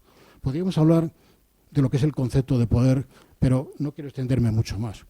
Estamos ante una auténtica revolución que se articula en un texto de una precisión extraordinaria y que realmente se constituyó, según los intérpretes del siglo XVIII en América, en una auténtica constitución. Y como tal fue entendida y valorada. ¿Es esto lo que se nos ha transmitido? Lo primero, no se nos ha transmitido nada, porque la ley perpetua es la gran desconocida. Es más, cuando yo en la facultad o en algunos sitios, hablando de la Carta Magna, que por cierto estaba escrito en una lengua muy rara, esto no lo sabe la gente, pero bueno, si veis el escudo de la justicia inglesa, es Dieu, la loi, mon roi. Está en francés, por las razones que os he dicho. La lengua que llevaron los normandos fue el francés y fue la ley de la corte durante todos los siglos. Y está escrita en un francés muy raro. Yo cuando he hablado con juristas ingleses, estos pues tienen, bueno, pues no todos lo sabían, algunos sí, otros no, pero digo, ¿y esto qué significa? Como son ingleses, francés, yo he estudiado un poquito el francés, pues dice, pues no sé lo que significará, eso lo tengo que traducir del francés raro al inglés. Bien, aquel texto, claro, es un texto estamos hablando de 1214, esto es de 1520, pero es que en Inglaterra se han descubierto 2 ejemplares de la Carta Magna, lo veneran. Porque los ingleses siempre han creído en su constitución material, nunca en la formal, la no escrita. Ellos lo llaman como el derecho de la tierra, the law of land, aquello que permanece. Blackstone, que ejerció mucha influencia en el pensamiento jurídico español en el siglo XVIII, pues habla así de ello. Y ya digamos a ellos, Edmund Burke, que fue el que plantó cara al rey y que realmente es un ejemplo de independencia judicial frente a los abusos del monarca. Invocaban siempre lo mismo, no un articulito, este positivismo que viene del modelo francés. No. Hablaban de los derechos de verdad, y de la justicia de verdad, aquella que trasciende los tiempos, los lugares y que se basa en los principios de carácter moral, porque todo precepto, todo artículo, toda norma que no tenga sustancia moral no es jurídico. Es un acto de voluntad desprovisto de contenido y, por tanto, desprovista potencialmente de legitimidad. Esto es lo que piensan los ingleses y por ello hacen de su ley perpetua, que es la Carta Magna, un verdadero texto de identidad de su historia como pueblo.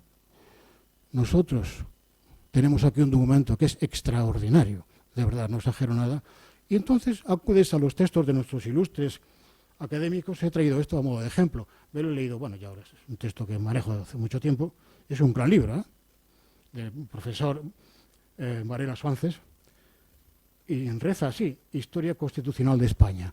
Os pido por favor que busquéis la ley perpetua en algún sitio, un pie de página, una referencia.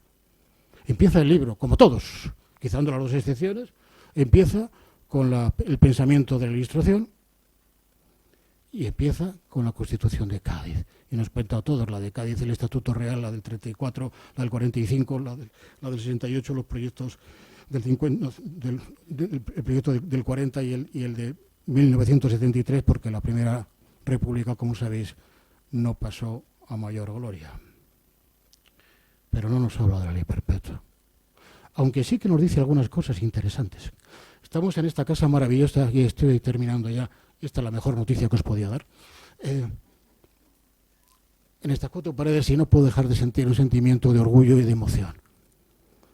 Y decir que qué grande es España. Esta casa refleja el salto, el cambio de la manera de pensamiento español, en cierto modo, desde lo que fue la escolástica a lo que fue el pensamiento racionalista ilustrado. Ello supuso un gran avance para aquella pobre España tan empobrecida en el siglo XVII, con la decadencia terrible como consecuencia de los desaciertos sucesivos de todos los austrias. Pero también tuvo un precio que pagar. No se resolvió la cuestión territorial de España. Los decretos de planta suponen la supresión de todas las cortes. Solamente permanecen las Cortes de Madrid, las Cortes de todo el reino, con sede en Madrid. Se celebraron 4 veces solamente. Y supuso algo más.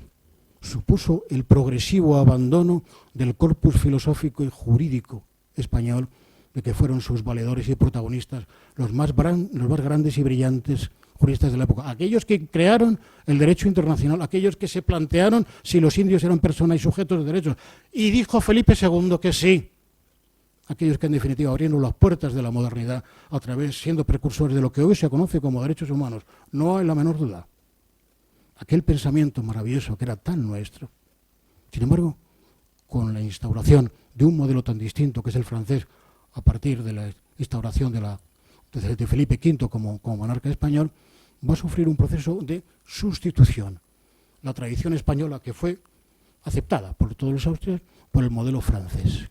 Y el modelo francés va a suponer acoger el absolutismo que venía de fuera, y la filosofía racionalista de Pufendorf, de Grocio, etcétera, etcétera. O el absolutismo de corte religioso de Bossuet, que viene de Francia. ¿Qué significa esto? Que fundamentalmente a partir de Campomanes, uno de los más brillantes ministros de nuestra Ilustración, se va a arrinconar aquel pensamiento, y momento decisivo es cuando se decreta la expulsión de los jesuitas, que habían sido hasta entonces los mayores defensores del pensamiento escolástico español. Todo tiene un lado bueno, otro lado menos bueno, pero hoy España, al haber arrinconado y desconocido lo que fue la guerra de las comunidades a través del verdadero texto que nos dice lo que pasó, cuál fue su finalidad, qué se proponían, qué aportaban, qué querían, qué buscaban para España, hemos arrumbado parte de nuestra identidad como pueblo, que fue lo que fuimos a lo largo de la Edad Media, tan fructífera, mucho más de lo que parece, y que cristalizó en este documento. Esto es un símbolo, por eso, político, pero también histórico, pero impregnado de contenidos religiosos, filosóficos, y creo que es un orgullo para cualquiera de nosotros, en tanto que juristas, acercarnos a él y, si podemos, divulgarlos. Solo puedo daros las gracias por la mucha atención que me habéis prestado, no sé si la he merecido, pero en todo caso creo que el que sí que se merece algo más son los comuneros. Su memoria, desde luego, me invita, con vuestro permiso, no sé si está la policía municipal por aquello de los decibelios, a que, bueno, me arme con mi dulzaina e intente, a pesar de la emoción, en fin, la dificultad, porque no deja de impresionar esto. Para el sonido de la dulzaina, tanto tapiz no es lo mejor. No, es así, decir, porque absorbe mucho el sonido. O a lo mejor sí que lo es bueno, porque al absorber tanto lo comparte más con vosotros y por tanto habrá menos riesgos de que haya agresiones en los oídos. Muchas gracias.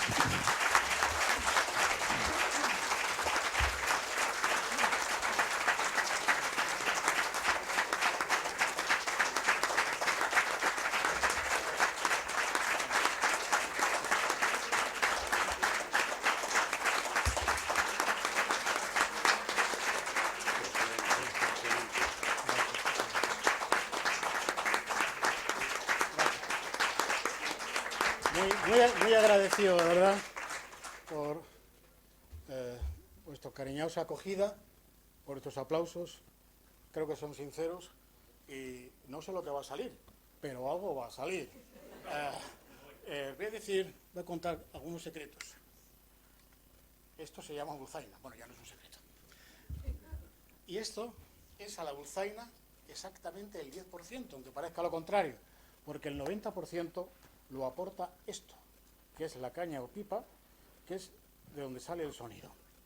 Quisiera interpretar una pieza que he seleccionado del cancionero de mi maestro Agapito Marazuela, que es una pieza religiosa y que pretende ser, y así lo voy a sentir, como el requiem por los comuneros. Es una pieza religiosa.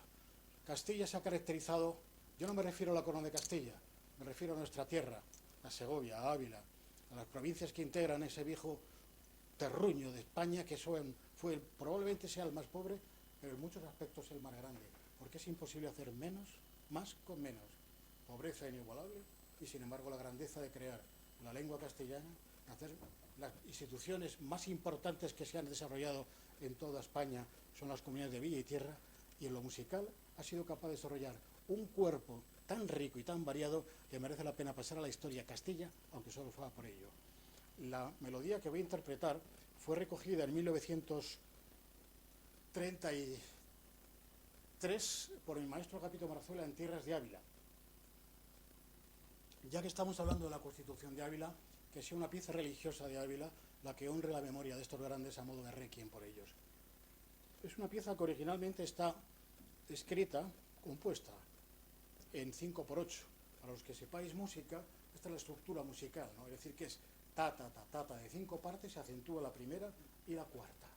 Pero yo, con licencia poética o licencia de dulzainero exaltado, voy a prescindir del ritmo, voy a prescindir de lo que es el compás del 5/8 para entregarme a la melodía y al sentimiento.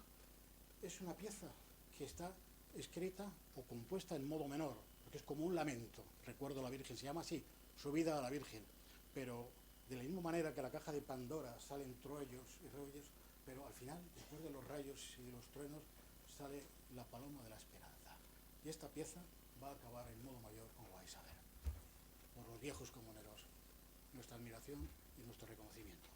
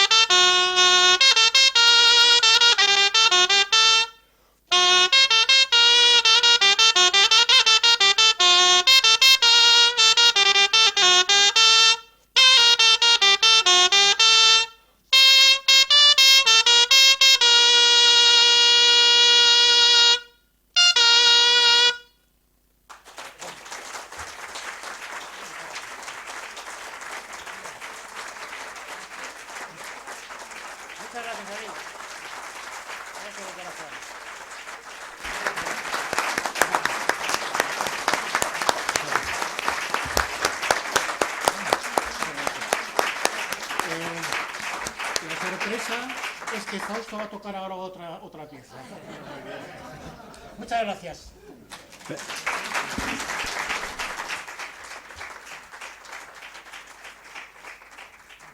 ruego que permanezcan un momento en el asiento para que podamos participar del agradecimiento humilde pero sincero que esta sociedad quiere hacer al ponente y al presentador de este acto tan memorable de esta tarde. Muchas gracias además, don Joaquín, por mencionar a Domingo de Soto. Esto me ha emocionado y me ha hecho recordar que, en efecto, en España nuestra historia está muy pisoteada. Domingo de Soto, además de ser como usted fue un genial matemático, un hombre que se anticipó a las ideas de Galileo. Y en nuestra historia, cuando pronunciamos nombres, como decía Cheray, torciendo los labios, es una pena que no mencionemos a Domingo de Soto. Domingo de Soto. Muchas gracias a ustedes, muchas gracias por su presencia y si soy capaz de conseguir este modesto pequeño regalo, es un regalo pesado, pero sincero. Entonces, sobre todo, don Joaquín, le entrego este diploma, este recordatorio, como muestra de nuestro agradecimiento sincero por su aportación. Ha sido un privilegio gozar de su palabra y esperamos que sea un visitante asiduo de esta su casa. Muchas gracias.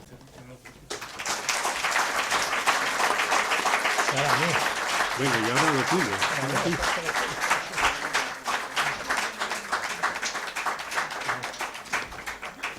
Lo mismo tenemos que merecer a la persona que sugirió la presencia de don Joaquín aquí, ¿verdad? Pues muchas gracias, don Fausto, y esperamos una vez más volverle a ver por aquí otra vez. Muy bien. Muchísimas gracias.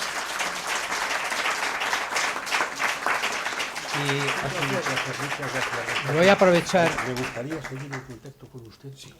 Voy a aprovechar la oportunidad, porque con mi amigo Joaquín, con el que me une tantos lazos de afectos desde tanto tiempo, quería tener un detalle desde hace mucho tiempo. Fiscal como es de naturaleza total y completa, esto es un pequeño recuerdo mío que encontré un grabado de un fiscal de la época.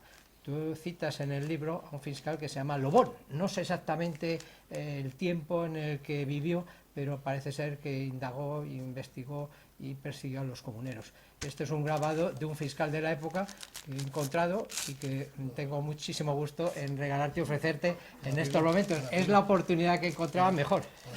Si quieres...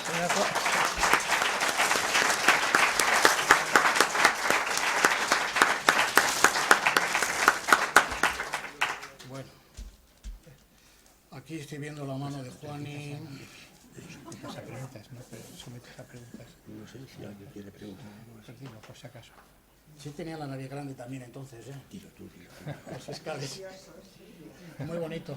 Bueno, es un fiscal de esa época. No sé si el señor Lobón que tú citas en 2 o 3 momentos del libro se corresponden exactamente o si cumplían el papel nuestro actual. No es, es fiscal, no hace falta que lo ponga abajo porque tiene el dedo así, ¿eh? Lo estoy viendo.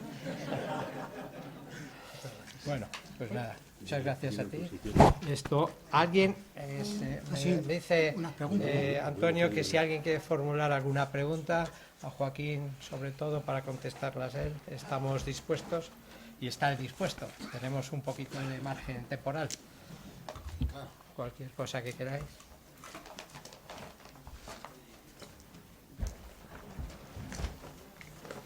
Pues una pregunta facilita que me sepa.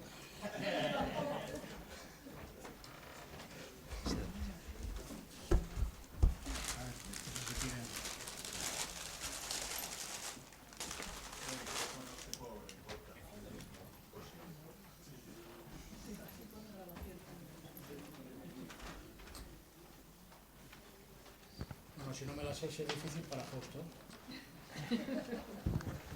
No, principalmente es agradecerte la exposición valiosísima, pero sobre todo por el calor que nos has transmitido. Tengo varios libros de tu padre en casa, en su momento los leí con lápiz de subrayar, me llevo el tuyo también para leer con lápiz de subrayar. Una pregunta, no sé en qué medida casa, pero creo que en aquellos tiempos funcionaba. ¿Cuál es la relación de todo esto con la comunidad de Casa y Tierra de Segovia?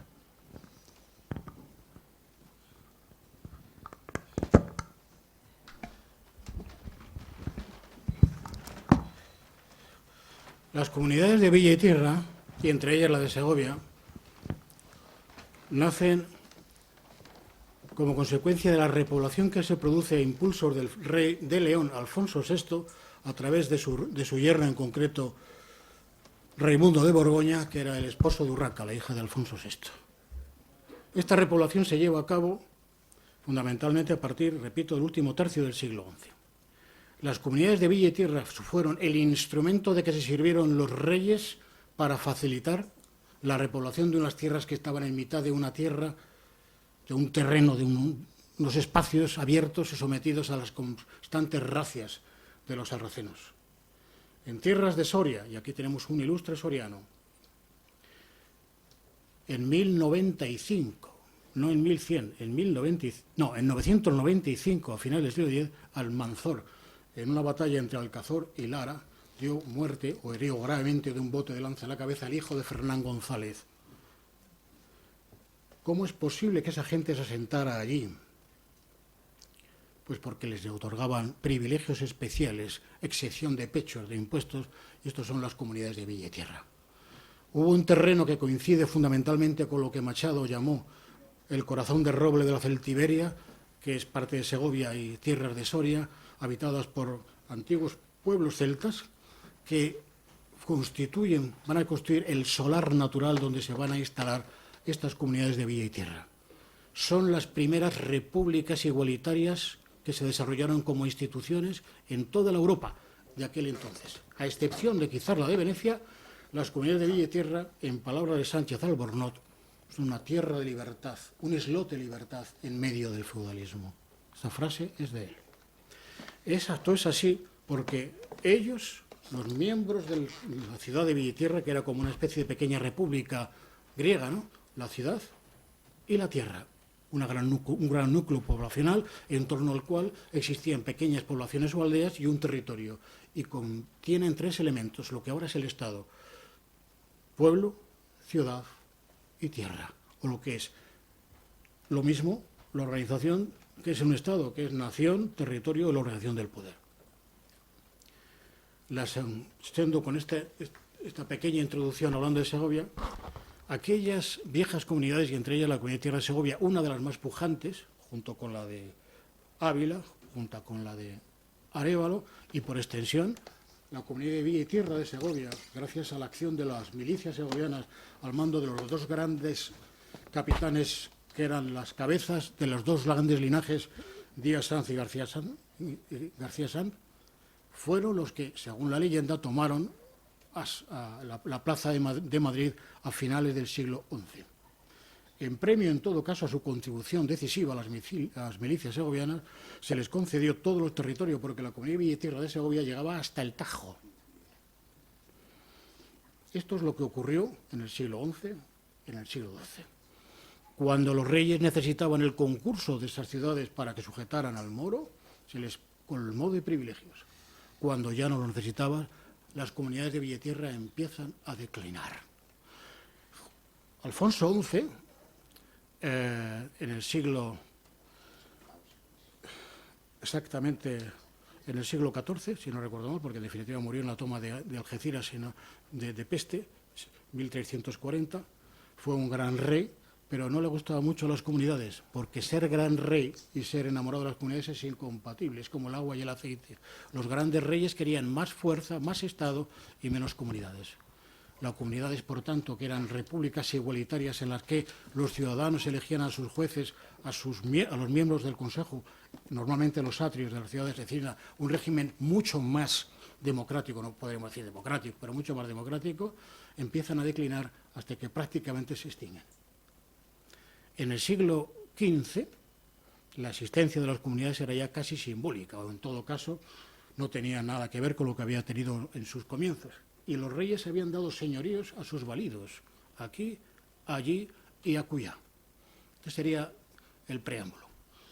En el siglo XVI, con la guerra de las comunidades, las viejas comunidades de Villa y Tierra no están presentes, aunque se haya mistificado esto.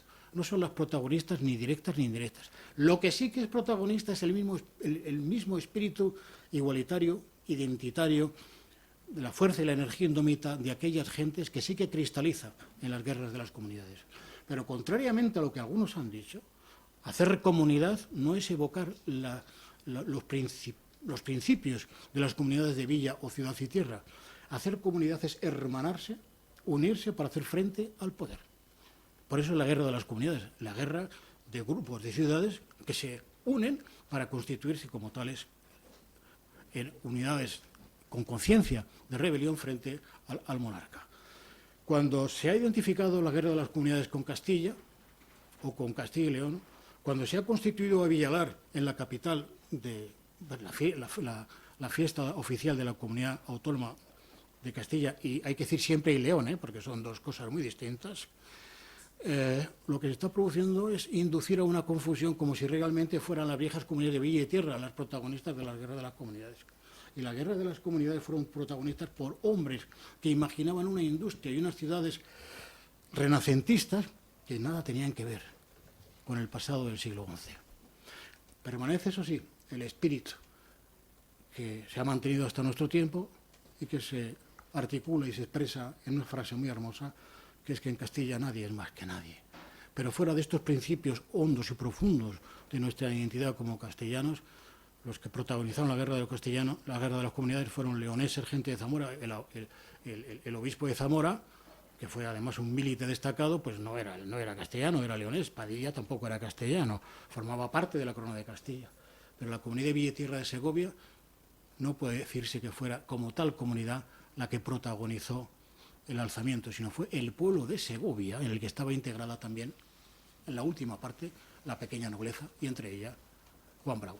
No sé si he sido muy claro, si he sido muy largo, y disculpadme por la respuesta tan larga.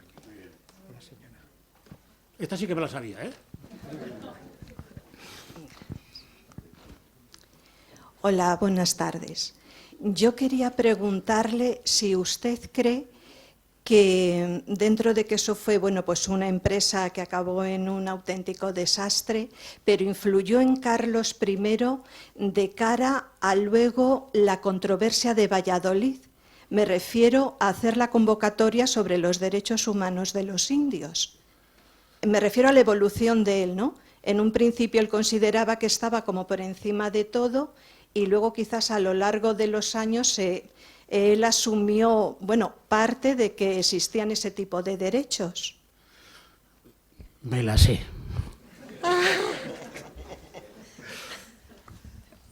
Al final de esos días, cuando abdica y se retira a su palacete en Yuste, habla con su hijo y le da una serie de consejos. Y en esos consejos le dice que ha sido muy injusto con las tierras, que no había entendido, que se había equivocado y que había sido muy justo y que intentara remediar las injusticias que había cometido. Segundo, cuando se le plantea inicialmente los problemas, estamos hablando de 1521, ya México se había conquistado en el mismo año, está en ebullición, las encomiendas, etcétera, ya estaban y los abusos que denunció el obispo de Chiapas estaban a la orden del día y formaban parte de las reflexiones de Ginés de Sepúlveda, que era muy opuesto a Bartolomé de las Casas. Bueno, Bartolomé de las Casas, todo lo hemos leído, dijo una cantidad de sandeces extraordinaria, pero había una cosa que era verdad, y es que algunos se pasaban una barbaridad. O sea, gracias a la denuncia de Bartolomé se da lugar a la contienda, a la disputa, que resuelve Domingo de Soto. O el que resuelve a favor fundamentalmente. Hay un libro Domingo de Soto lo escribió todo en latín, pero está todo traducido al castellano, y luego las relecciones de Domingo de Soto sobre el tema de los indios y también de Vitoria son verdaderamente extraordinarias. El que realmente confirmó la posición de Domingo de Soto sobre los indios, que eran seres, fue Felipe II.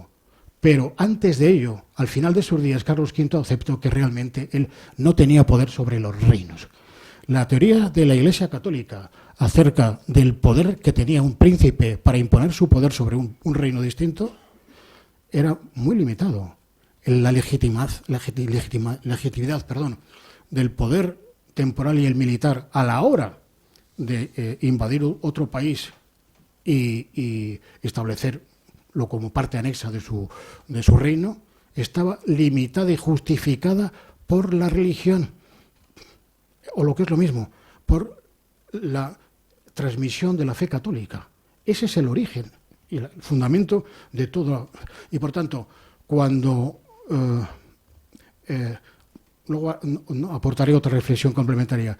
Cuando Domingo de Soto dice que los indios tienen derechos, que son personas, está en definitiva reconociendo que tienen que ser tratados como hijos de Dios. Y este es el fundamento de su doctrina. Por tanto, primero, se arrepintió. Segundo, vino a reconocer que en la disputa Domingo de Soto tenía razón e implícitamente que él no tenía derecho salvo para la evangelización. Y en tercer lugar, y esto no es lo menos importante, todas las instrucciones que se dieron fueron favorecedoras de los indios, al extremo de que las grandes matanzas de que se habla no se produjeron. Las matanzas fueron protagonizadas por unas bacterias, fundamentalmente. En definitiva, sin que pueda precisar exactamente en qué momento Carlos V tornó su opinión, es que realmente no le interesaba aquello. Es que no estaba en eso. Porque lo de la conquista de América y lo de desarrollo de América, él tenía toda su cabeza en sus posesiones de Alemania. Fue guiada toda su acción política por dos principios. El primero, la unificación del protestantismo y del catolicismo. Eso fue lo que animó todas las guerras, la última, la de Metz, que fue lo que ya prácticamente acabó con él. Precisamente el Metz, otro ilustre segoviano, estuvo muy cerca de él como médico que era, que fue Andrés Laguna. Estamos hablando ya en 1540, cuando aquello se caía ya por todos los lados. Y, en segundo lugar, la lucha contra el turco. Hombre, la verdad es que la batalla de Mühlberg, que está Tiziano retratando a caballo a Carlos I, pues es una gran victoria. Pero eso, como diría un francés, tout ceci n'est qu'un coup d'épée dans l'air. No es más que un espadazo en el aire. No sirvió para nada. Tanto Joseph Pérez como Geoffrey Parker, ambos historiadores, uno inglés y otro galo, muy respetados, críticos con Carlos I, pero tampoco despiadados en su crítica, dijeron que la obra política de Carlos V se caracteriza por el fracaso. Fracasó en la unificación de las dos religiones, es decir, del protestantismo y del catolicismo, y fracasó en la guerra contra el turco, que era, por otro lado, una guerra que nos iba ni nos venía. A eso se dedicó toda su vida. Y lo de la conquista de América, el tema de los indios, para él fue un tema menor. Por tanto, yo creo que él participó, dejaba hacer, digámoslo así, mientras que aquellos estuvieran pacificados los reinos y siguiera obteniendo las alcabalas y sus impuestos para hacer, en definitiva, llevar a cabo su proyecto político, el resto le importaba relativamente lo justo. Esta sería mi respuesta, incompleta, pero al menos esto es lo que me sabía. Hay otra persona, una señora. ¿Hay alguien más? Me parece que había... Sí.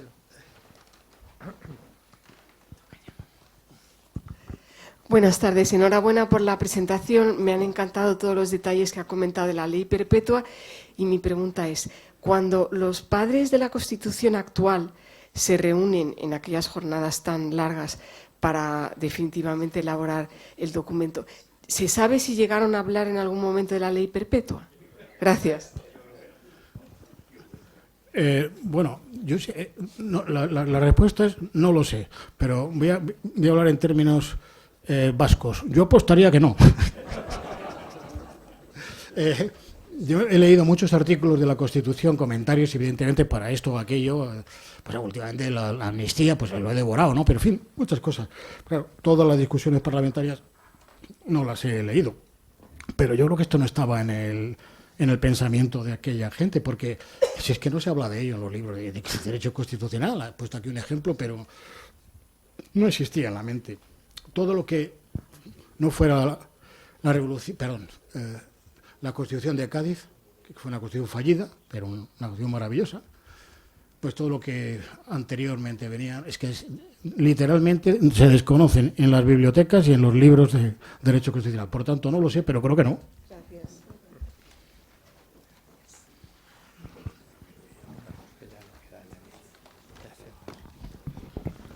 Bueno, pues si no hay ya ninguna pregunta más, reitero mi agradecimiento por su presencia aquí, por supuesto a don Joaquín González, a quien espero volvamos a ver aquí y sobre todo a disfrutar de su palabra.